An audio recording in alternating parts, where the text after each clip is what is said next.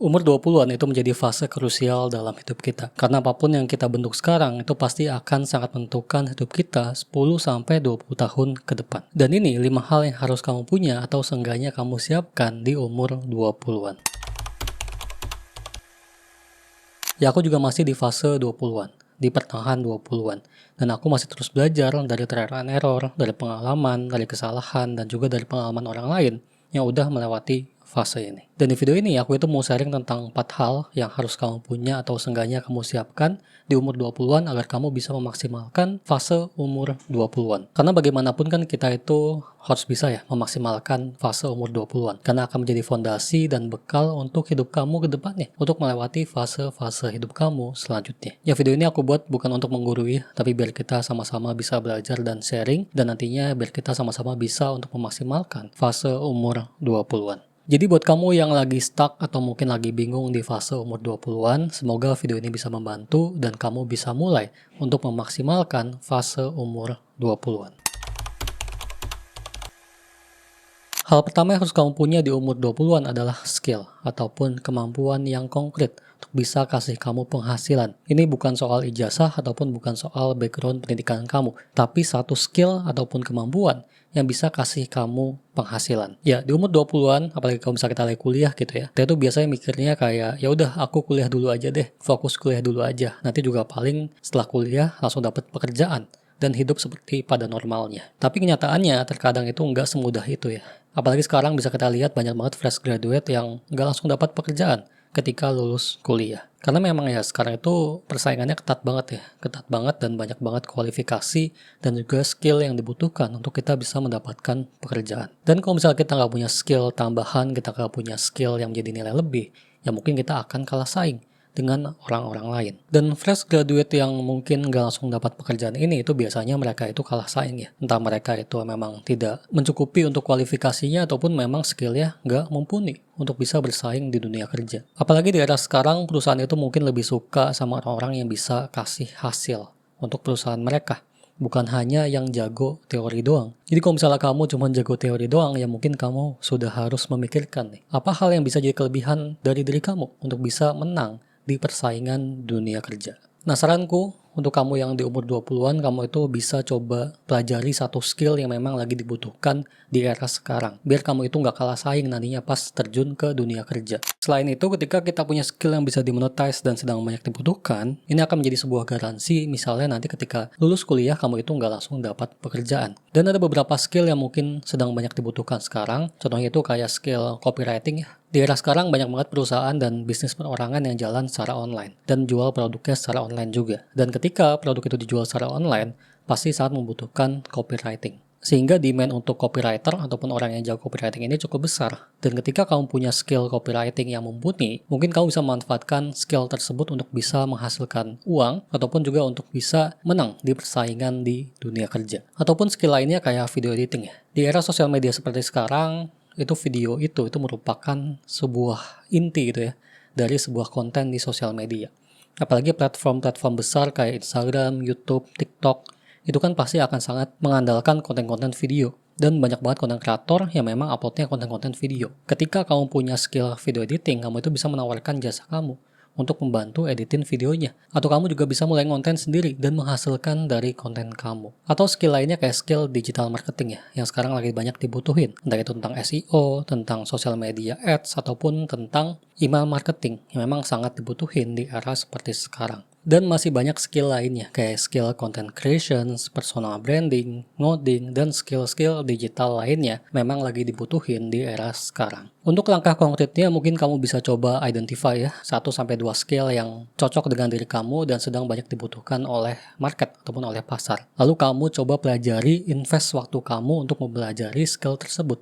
1-2 jam per hari itu cukup banget. Kamu bisa mulai dari yang versi gratis dulu kayak dari YouTube. Atau mungkin kalau misalnya mau versi berbayar bisa beli online course, bootcamp, ataupun workshop ya. Dan jangan lupa juga perbanyak latihan.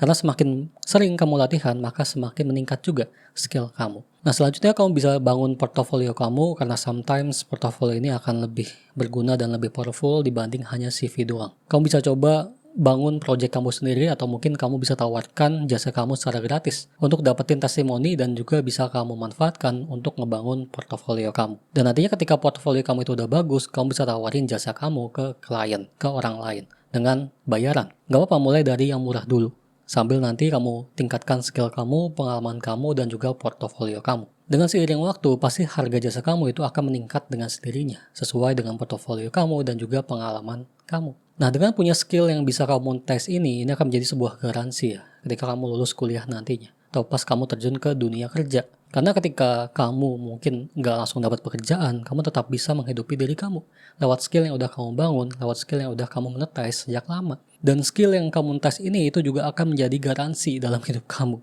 Ketika kamu punya pekerjaan tetap pun, kita kan gak ada yang tahu ya. Mungkin bisa tiba-tiba di layoff atau mungkin di PHK. Itu kemungkinan terburuknya. Dan ketika kemungkinan terburuk itu terjadi dan kamu punya skill yang bisa dimonetize, kamu itu punya backup plan. Jadi ketika hal itu terjadi, kamu itu tetap bisa menghidupi diri kamu lewat skill yang udah kamu bangun dan kamu monetize sejak lama. Jadi memang kalau misal kamu itu di umur 20-an, usahakan kamu itu harus bangun skill yang bisa kasih kamu penghasilan sebagai backup plan untuk hidup kamu selanjutnya. Kemudian yang kedua yang harus kamu punya ataupun kamu siapkan di umur 20-an adalah emergency fund ataupun dana darurat. Di mana dana darurat ini merupakan game changer untuk kehidupan kamu dan ketenangan kamu di umur 20-an. Ya, banyak orang yang terjebak di toxic job ataupun di pekerjaan yang toxic dan gak manusiawi itu bukan karena mereka mau bertahan, tapi ya karena terpaksa. Karena mereka gak punya dana darurat, mereka gak punya emergency fund. Jadi ya mau gak mau mereka itu harus terus bekerja. Karena kalau misalnya mereka resign karena udah gak kuat, ya mereka gak akan bisa menghidupi kehidupan mereka. Nah, disinilah peran dari emergency fund, dari dana darurat. Jadi dana darurat ini itu gak cuman buat jaga-jaga kalau misalnya kita sakit ataupun sedang terkena musibah, tapi juga untuk merasakan freedom mengambil keputusan dalam hidup kita. Kayak contohnya tadi, misal kamu terjebak di pekerjaan yang toksik gitu ya, dan udah toksik banget dan udah gak kuat banget lah. Kalau punya dana darurat, kamu itu bisa ngambil resiko. Entah itu resign cari pekerjaan lain ataupun resign bangun bisnis. Karena kamu punya dana darurat untuk menghidupi diri kamu untuk sementara. Entah itu untuk 3 bulan, 6 bulan, ataupun untuk setahun. Kamu bisa resign dan bisa cari pekerjaan yang lebih baik. Tapi kalau misalnya kamu gak punya dana darurat, ya kamu gak akan bisa resign. Karena mau gak mau, kamu itu harus bekerja. Dan ketika kamu punya dana darurat, kamu juga bisa bilang enggak ke kesempatan-kesempatan yang memang enggak cocok dengan diri kamu. Kayak misalnya kamu dapat kesempatan klien lah, kayak kerja sama orang gitu ya. Kalau misalnya kamu punya dana darurat dan ternyata kesempatan itu nggak cocok dengan value kamu dan diri kamu, ya kamu bisa bilang enggak. Tapi kalau misalnya kamu itu nggak punya dana darurat dan kamu punya tabungan, ya kamu harus bilang iya, mau nggak mau. Karena kamu butuh pekerjaan, kamu butuh uang untuk menghidupi diri kamu. Jadi dana darurat ini nggak cuman untuk jaga-jaga doang ya, tapi juga sebagai alat untuk kita bisa merasakan freedom di umur 20-an. Dan idealnya untuk dana darurat ini, kalau menurut aku itu ada di 3-6 bulan dari pengeluaran kamu setiap bulannya. Kayak contohnya misal pengeluaran kamu itu setiap bulan itu ada di 4 juta. Berarti kamu itu harus bisa ngumpulin dana darurat sebesar seminimal-minimal itu ya berarti 12 juta, 4 kali 3. Atau bagus lagi ya 4 kali 6 berarti 24 juta. Atau lebih dari itu. Semakin banyak ya berarti semakin bagus untuk diri kamu. Nah, tapi masalahnya ya, biasanya kita di umur 20-an itu terkadang nggak bisa untuk nabung. Karena kita mikirnya, ya udah deh masih muda, masih waktunya untuk foya-foya. Dan yang sebenarnya harus kamu pahami gitu ya, semakin lama kamu mulai untuk menabung, semakin susah kamu untuk menabung. Dan semakin cepat kamu mulai untuk menabung dana darurat, maka semakin mudah juga kamu untuk menabung. Kenapa? Karena semakin kita bertambah usia di umur 20-an itu akan semakin banyak tanggungan yang harus kita penuhi. Pasti akan semakin banyak juga kebutuhan yang harus kita penuhi juga. Sehingga ketika kebutuhannya udah banyak, tanggungannya udah banyak ya, kita akan susah untuk mengumpulkan dana darurat. Jadi maksimalkan dan manfaatkan di awal umur 20-an ketika tanggungan kamu belum banyak, manfaatkan untuk mengumpulkan dana darurat ataupun emergency fund. Tadi idealnya 3-6 bulan dikali pengeluaran kamu setiap bulannya. Dan ada tips ya dari aku untuk bisa mengumpulkan dana darurat. Pertama, kamu itu harus memaksa diri kamu untuk menyisihkan uang untuk dana darurat. Jadi misalnya kamu udah dapat gaji bulanan, kamu itu bisa langsung sisihkan tuh 10-20% untuk dana darurat. Kemudian pisahkan rekening untuk dana darurat dengan rekening pengeluaran sehari-hari. Karena kalau misalnya kamu gabungin, itu pasti akan kacau. Dan kamu nggak akan pernah bisa nabung untuk dana darurat. Kalaupun misalnya ketabung juga, itu pasti akan habis. Karena pasti kepake untuk sehari-hari ataupun untuk bulanan. Jadi pisahin rekening bank untuk dana darurat dan juga rekening bank untuk kebutuhan sehari-hari. Kemudian yang ketiga yang paling berguna adalah kamu itu bisa cari side hustle ataupun pekerjaan sampingan. Nanti hasil dari side hustle ini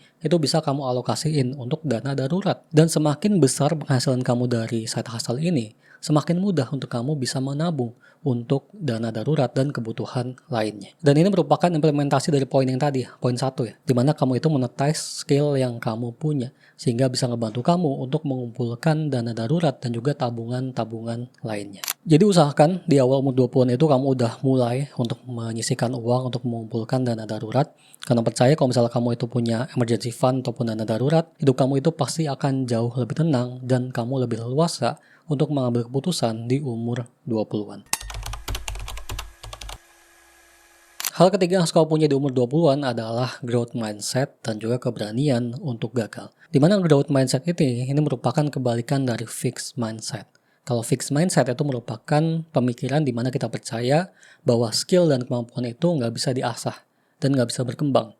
Kayak contohnya kamu ngerasa nggak bisa matematika, ya kamu nggak akan pernah bisa matematika gitu. Atau mungkin kamu ngerasa nggak kreatif, jadi kamu nggak akan pernah bisa kerja di industri kreatif. Tapi kalau kamu punya growth mindset, ini merupakan kebalikan dari fixed mindset, di mana kamu percaya kalau misalnya skill dan kemampuan itu bisa diasah seiring dengan usaha, pembelajaran, dan juga dengan tantangan. Nah, ketika kamu punya growth mindset, ini akan sangat ngebantu kamu di umur 20-an. Kenapa? Karena di fase umur 20-an ini, kamu itu akan mendapatkan banyak banget tantangan baru. Entah itu pekerjaan baru, lingkungan baru, ataupun tanggung jawab kamu. Dan kalau kamu cuma punya fixed mindset gitu ya, kamu itu pasti akan susah berkembang dan akan stuck. Karena kamu percaya kalau misalnya skill dan kemampuan kamu itu ya segitu aja dan nggak bisa berkembang. Tapi kalau misalnya kamu punya growth mindset ya, kamu itu akan bisa memaksimalkan sebuah tantangan, sebuah masalah gitu ya, untuk bisa meningkatkan skill dan kemampuan kamu di umur 20-an. Jadi kamu itu bisa terus berkembang dengan tantangan dan masalah yang ada. Dan ketika kamu juga punya growth mindset, kamu itu akan sadar kalau misalnya memang di usia muda, lagi di fase umur 20-an itu merupakan memang waktunya untuk gagal. Karena kamu percaya gitu ya, kalau misal gagal itu bukanlah lawan dari sukses, tapi merupakan bagian perjalanan menuju kesuksesan. Dan ini itu hanya bisa dipahami oleh orang-orang yang punya growth mindset. Dan kenapa umur 20-an ini itu merupakan waktu yang aman untuk gagal? Ya, pertama karena kamu belum punya banyak responsibilities. Kamu belum punya banyak tanggungan dan tanggung jawab. Jadi kalau misalnya kamu gagal, ya kamu hanya tanggung jawab dengan diri kamu sendiri. Dan tentu ini akan ngebuat tekanannya itu jauh lebih rendah dibanding kamu gagal di umur 30 ataupun 40-an. Dan di usia muda, kamu juga lebih punya waktu banyak untuk recover, untuk bangkit lagi. Kamu juga masih punya energi, masih punya keinginan untuk bangkit dan belajar. Jadi kamu bisa lebih cepat untuk bangkit dan recover keadaan kamu. Coba bandingin sama gagal di umur 30-an ketika sudah berkeluarga gitu ya. Pasti cost of failure-nya ini pasti akan jauh lebih tinggi dibanding kamu gagal di umur 20-an ataupun di usia muda. Jadi kalau misalnya kamu di umur 20-an, kamu itu harus punya growth mindset dan kamu itu harus berani akan kegagalan dan habiskan jatah gagal kamu di umur 20-an ini. Karena dari kegagalan juga pasti kamu akan mendapatkan banyak pelajaran dan pengalaman yang akan berguna untuk kamu melewati fase-fase hidup kamu selanjutnya. Dan yang harus kamu ingat ya, banyak orang yang sukses itu gagal berkali-kali di umur 20-an ataupun di masa muda. Sampai akhirnya mereka menemukan jalan menuju kesuksesan mereka. Jadi ketika kamu semakin banyak mencoba tanpa takut gagal, maka semakin cepat juga kamu akan menemukan jalan menuju kesuksesan kamu. Jadi jangan takut gagal di umur 20-an. Ya kita harus paham juga kalau misal gagal itu bukanlah lawan dari sukses, tapi gagal itu merupakan bagian dari perjalanan menuju kesuksesan. Dan hal keempat yang harus kamu punya dan kamu siapkan di umur 20-an adalah circle yang suportif. Karena kamu merupakan cerminan dari orang-orang terdekat kamu. Percuma kamu punya banyak teman ataupun banyak circle tapi toxic semua. Nanti kamu juga pasti akan jadi toxic juga. Lebih baik kamu punya circle sedikit, teman sedikit tapi berkualitas. Karena di umur 20-an, circle yang berkualitas itu akan jauh lebih baik daripada punya banyak circle tapi toxic semua. Ya, kalau circle yang toxic ini itu nggak akan pernah bisa ngebawa kamu ke tujuan kamu. Mereka itu nggak akan pernah bisa mendukung kamu untuk terus berusaha mengejar mimpi kamu. Tapi ketika kamu punya supportive circle, supportive friends gitu ya, kamu itu akan merasa terbantu dengan kehadiran mereka. Karena ya mereka terus nge-support diri kamu. ngebantu diri kamu untuk mengejar mimpi kamu. Sehingga kalau misalnya sekarang di umur 20-an kamu itu masih terjebak di toxic circle, ya kamu harus segera sadar gitu. Karena semakin lama kamu itu terjebak di toxic circle ini, maka semakin lama juga kamu itu nggak akan bisa berkembang. Jadi cobalah untuk nge-cut ya, nggak langsung nge-cut secara langsung tapi perlahan. Coba untuk nge-cut secara perlahan toxic friends ini, biar kamu itu bisa lebih berkembang. Dan memberi ruang untuk orang-orang baru, teman-teman baru yang lebih baik untuk diri kamu masuk ke hidup kamu. Cari teman-teman yang suportif yang bisa selalu ngedukung kamu. Yang ketika kamu ceritain plan kamu, mereka itu ngedukung kamu, bukan malah mengecilkan kamu. Dan ketika kamu mendapatkan sebuah achievement, mereka itu selalu ikut merasa senang. Bukan yang senangnya itu fake, yang di belakang itu malah ngomongin. Supportive friends ini itu harus kamu cari di umur 20-an, karena akan sangat membantu kamu untuk terus konsisten mengejar mimpi kamu. Jadi coba lupakan toxic friends itu, coba kasih jarak dan boundaries, dan kamu harus bisa dan berani untuk nge-cut off teman-teman yang toxic ini. Karena bagaimanapun teman-teman yang toxic ini itu nggak akan pernah bisa ngebantu kamu untuk mencapai mimpi dan tujuan kamu. Jadi coba untuk nge-cut off secara perlahan, dan cobalah cari teman-teman baru yang lebih suportif untuk hidup kamu. Oke, jadi itulah mungkin 4 hal yang harus kamu siapkan dan kamu punya di umur 20-an, dimana dengan keempat hal tadi kamu itu bisa memaksimalkan umur 20-an jadi lebih maksimal. Karena bagaimanapun, sekali lagi, kita itu harus bisa memaksimalkan fase ini agar bisa menjadi sebuah fondasi untuk kehidupan kita selanjutnya. Oke, segitu aja video kali ini. Semoga bisa bermanfaat. Jangan lupa like, komen, dan juga share video ini ke teman-teman kalian semua, biar makin banyak yang bisa memaksimalkan fase umur 20-an. Oke, thanks for watching dan sampai jumpa di konten selanjutnya. Goodbye.